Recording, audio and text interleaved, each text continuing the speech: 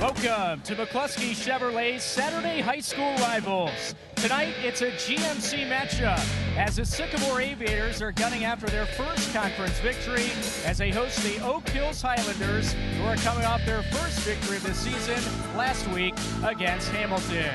Welcome to Sycamore Stadium and Sycamore Junior High. Along with Richard Skinner, I'm Steve Jarnicki. Well, Oak Hills picked up their first victory of the season last week. It was their first GMC victory, a 20-10 win over Hamilton, and Andrew Gambill had a coming out party. Inside the 25 at the 24-yard line, and Crable going for the end zone, and a touchdown. Kyle Butts, the junior, and Moeller has their first lead today. Keene looking left, Shore coming in, he grabs him up top, and he wrestles him down. Joe Shore with a sack. There's his numbers, halfway towards another 100-yard rushing game, and a big hole for Waddell. Off to the races. Jackson, the one man to beat, as Jackson still pursuing, and he won't get him. An 81-yard touchdown run for Luke Waddell, and that will put him over the century mark. From the 44-yard line, Sterling knows, jumping through tacklers, and he's going to break through a couple as he gets it to the outside. Sterling knows, one man to beat, touchdown Moeller. And there it is, the Elder Panthers have pulled the biggest upset of the high school football season to this point as they shock St. Edward, the #1 team of the country, with a 21-14 victory. The students storm the field here at the pit, and what a moment for them to enjoy on this Saturday night. 8 minutes left in our contest, and it's going to be picked off. Drew Grafflin, a pick six. Blunt picked off for the second time today, and the sophomore Grafflin makes it a 44-0 lead on the third Walnut Hills turnover. Third down and 4. And Ramsey's got a first down. That's Hamilton streaking into the end zone for a touchdown. Ross Hamilton with his first touchdown catch of the season.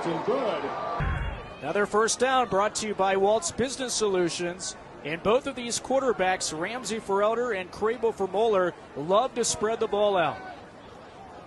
Officially from the 26-yard line on first down and 10. Good protection. Ramsey now stepping up and wanting to run, which he does exceptionally well, and now a baseball slide. That's a good slide. Of 7 yards. Steve, I don't know what you did. For those that don't know, you did AA baseball. I don't know how many field turf fields that you played on, but you called Florence Freedom games as well, where you actually slide on turf. There's no dirt at the Florence Freedom's field. This is one of those where he kind of took a big slide. Let's see how far he goes here. Hit the dirt, and all the way across we go. Got an extra yard or two after. Yeah. There's Ramsey's numbers running the football. Last week, he ran it for 169 yards, including an 80-yard touchdown run. And Elder will certainly need more of that if they're going to upset Moeller tonight. And out of the backfield, that's Josh Flagg Jackson getting only his 19th carry of this season, going for a minimal gain. And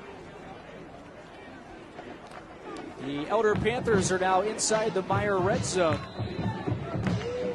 And with all these injuries that Elder has, we talked about Portis and Hall, now you're seeing guys like Josh Flagg Jackson, Jordan Dugan, all these players that might not have had a big role early in the season are asked to do a little bit more. But you still got your main group up front, and sometimes that's just as big as anything else. From the 19-yard line, Elder threatening to score as Messmore, they fake it to him, and it's Ramsey still going, and Ramsey's going to get a first down. Well, we saw him scramble. We've seen him on a couple of design runs, and obviously when he ran 30 times last week, a lot of those by design.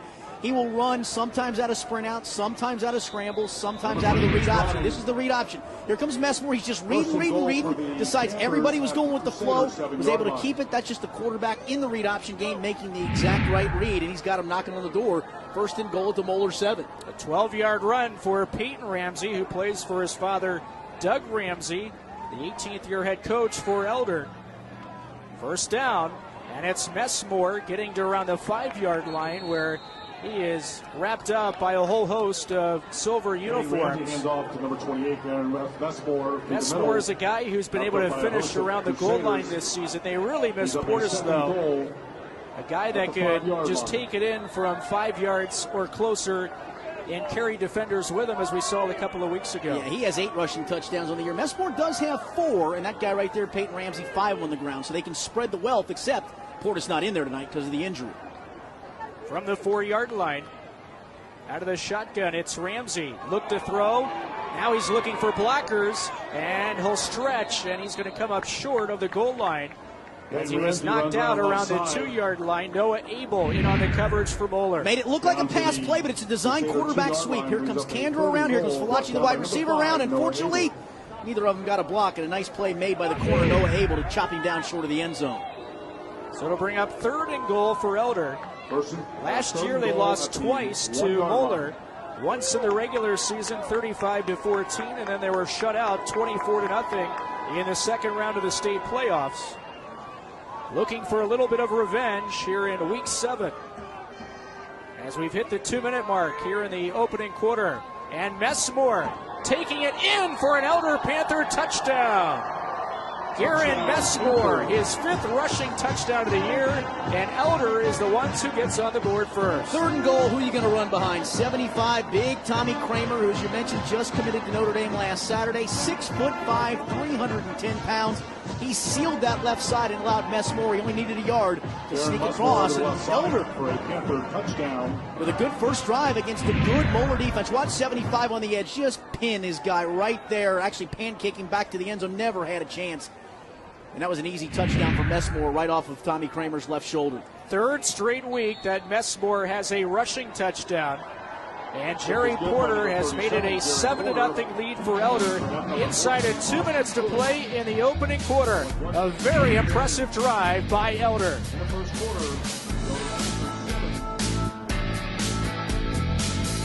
From the 3-yard line now, Elder trying to retake the lead, and it's Portis fighting forward, and he's leading into the end zone for an Elder Panther touchdown. And now, do you go for 2 points and try to make it a 7-point game? You absolutely do. 4th quarter now, you're up 5. It doesn't really matter if you miss it. It does matter if you miss it, but again, it's not going to kill you. You need the 2-pointer, go up 7, go up a full touchdown and an extra point here, and that's what they're going to do. They're going to leave the offense on the field. Portis has now rushed for at least 1 touchdown in all 4 games this season. His 7th rushing touchdown, the 2nd most in the GCL South, and in this back-and-forth game, it's Elder who has the lead at the moment. And it's funny, they went with the power group on that play. Now they come with the finesse group. They go to the 4-wide set for the 2-point conversion. Ramsey spreads them out as they go for 2 to try to take a 7-point lead, and it's a conversion. Falachi, who has been so critical in the passing game, comes up with a 2-point conversion reception, and Elder does indeed take a 7-point lead. It's 21-14. Now, Henderson's a good player, as I mentioned. He's a Division I kid. He's going to play Division I college football, but you got a wide receiver matched up on a linebacker, and Falachi, he says, hey, you're not going to cover me. There's the touchdown play to Portis. Look at the power at the end right there. He knew he had to try to reach it across. That's usually a dangerous thing to do. Keep that ball tucked away, young man, but he was already across the goal line actually when he reached it out. That's just sheer power for Portis. So the Elder Panthers, who had a lead at halftime of 13-7, now back out in front, 21-14 with 10:46 to go. In this game, almost right now, has a feel like whoever has the ball last might be the winner. Yeah, Elder did such a good job defensively in the first half, but we saw St. Edward on that last drive. They went with an up-tempo attack and just said, hey, we're going to run it right at you.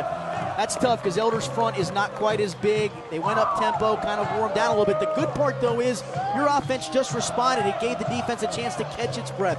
Maybe for Craig James to make an adjustment or two and see if maybe he doesn't try to send an extra linebacker on some run blitzes in this next defensive set. Boy, the pit is rocking tonight. Doesn't matter what night the game is played, they will show up. Tuesday night at about 10:45, they'd show up and still go crazy. Hedges and Crawford are the deep men for St. Edward as Cafaro sends it away. And it'll be taken around the 4-yard line by Hedges as he crosses a 20, trying to bounce it to the outside, and will get to around the 24-yard line. And I'll tell you one thing, St. Edward, who coming into tonight had an average starting field position of their own 44, has been put in some uncomfortable positions. Yeah, you can open up the playbook when you're outside the 35, outside the 40. You get a little bit further down in there. You get a little more conservative. Again, you have a quarterback who's going to South Florida. You've got a wide receiver who's going to Kentucky. You've got a big offensive line. So you still have some things you can do, but you're a lot more comfortable the further up the field you are to open that playbook up. Let's see if Craig James doesn't maybe try to get a couple of more hats at the line of scrimmage here in the run game. Doesn't look like it, at least on first down. There's Keene's numbers as he has been flawless today.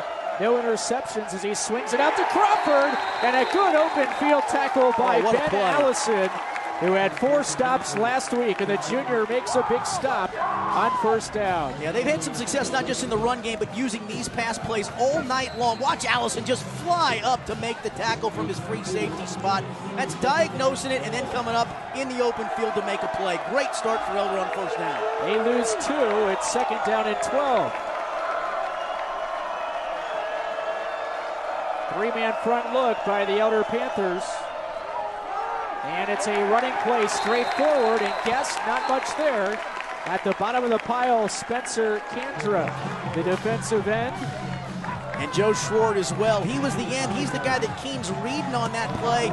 Keene, if he had held it another half a second with Schwartz crashing in, if he had pulled that out, he had nobody on the end. He could still be running to daylight. A much different kind of ball game for St. Edward this week compared to last week, when Guest had 154 yards and 2 touchdowns, all in the first half, in the 42-0 shutout win. Being flushed out, Shore chasing Keene, and it's caught as Stump had to come all the way back to make the reception, and that's not going to go for very much.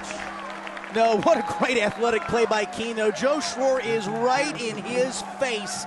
He has to throw it off his back foot. He showed some great arm strength, and Stump coming back to the football. Watch 51 Schwartz. He gets right into his face, and Keene off the back foot. Got a lot on that football. Here comes Stump back, but then there's 1, 2, 3, 4, 5, 6 different purple jerseys there to stop him short of the first down. Boy, give kudos to the Elder Panthers defense, who had came into this game giving up only 284 yards of offense. Going up against a huge offensive attack in St. Edward, and on 4th and 6, Keene is going to have to punt it away. Now, he's the quarterback, as we know. We saw him fake it earlier. I don't think they'll do it now. Actually, they tried to go with the hard set, the hard count, and I think it's going to actually be a penalty against St. Edward here. St. Edward tried to go with the fast, hard, where guys have their hands on their hips and then set real fast. You see that first flinch as a lineman. That's your inclination defensively to flinch as well. Elder didn't move a single muscle, and St. Edward's going to go back 5 yards. Elder playing very inspired and disciplined football tonight. Yeah, you got a chance here to get some pretty good field position as well as getting the ball back with 8:46 and a 7-point lead. Malachi is the return man around the 44-yard line. Low snap. Keene able to dig it out. Oh, wow. And this time a short punt, but it's going to get a roll of St. Edward as it'll be down inside the 25 and the 24-yard line. 53 yards on the punt. Big one by Keene. So Elder will have the football when we return. They lead 21-14 on Stars 64.